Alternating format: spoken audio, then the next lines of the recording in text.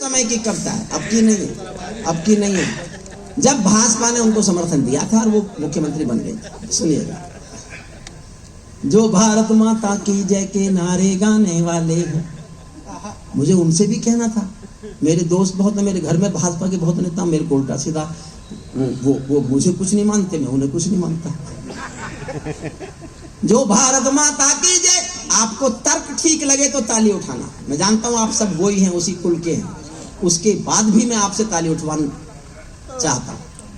जो भारत माता की जय के नारे गाने वाले हैं, राष्ट्रवाद की गरिमा गौरव ज्ञान सिखाने वाले हैं, जो छोटी छोटी बातों पर संसद में अड़ जाते हैं, श्री राम मंदिर मुद्दे पर सड़कों पर लड़ जाते हैं, 60 दिनों तक स्वर्ण जयंती रथ लेकर जो घूमे थे, आजादी की यादों के पत्थर पूजे थे, चूमे थे, इस घटना पर चुप बैठे थे, सबके मुंह पर ताले थे।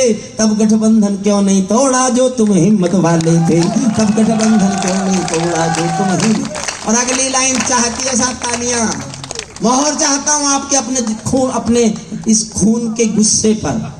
इस घटना पर चुप बैठे थे, सबके मुंह पर ताले थे, तब गठबंधन क्यों नहीं तोड़ा जो तुम हिम्मत वाले थे। तुम सत्ता में शामिल थे, 2 टूक डांट भी सकते थे, जो जीभ शहीदों पर थूके वो जीभ काट भी सकते थे, जीभ शहीदों पर थूके वो जीभ काट भी।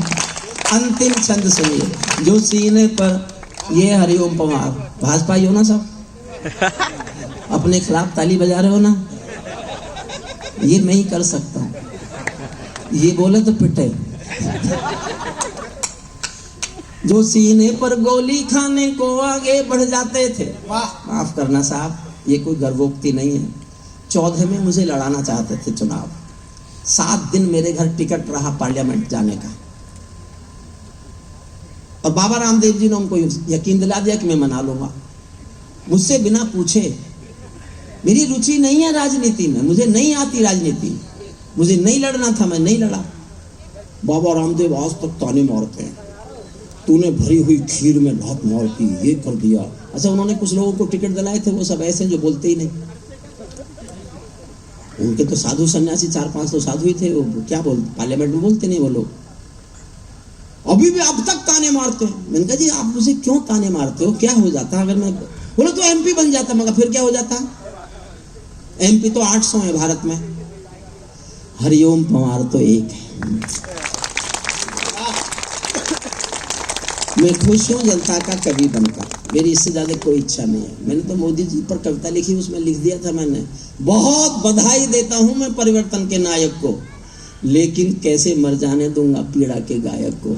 आप विजय के जननायक हो, मैं आंसू का गायक हूं, आप राजपथ के नायक हो, मैं जनपथ का नायक हूं। अंतिम छंद सुनना साहब,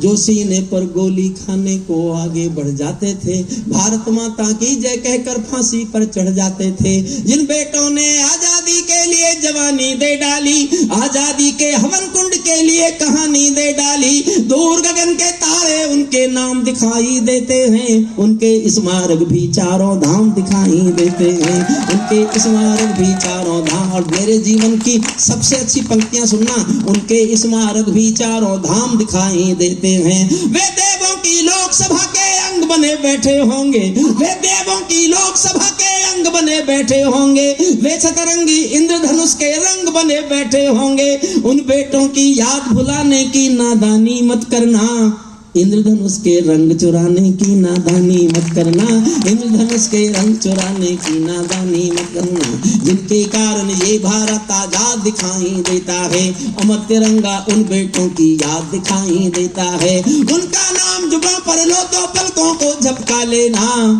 उनकी यादों के पत्थर पर 2 आंसू टपका देना, उनकी यादों के पत्थर पर 2 आंसू टपका देना। जो धरती में मस्तक बोकर चले गए, दाग गुलामी वाला धोकर चले गए, मैं उनकी पूजा की खातिर जीवन भर गा सकता हूँ। मैं सूरज का बेटा तम के गीत नहीं गा सकता हूँ, मैं पीड़ा की चीखों में संगीत नहीं ला सकता हूँ, मैं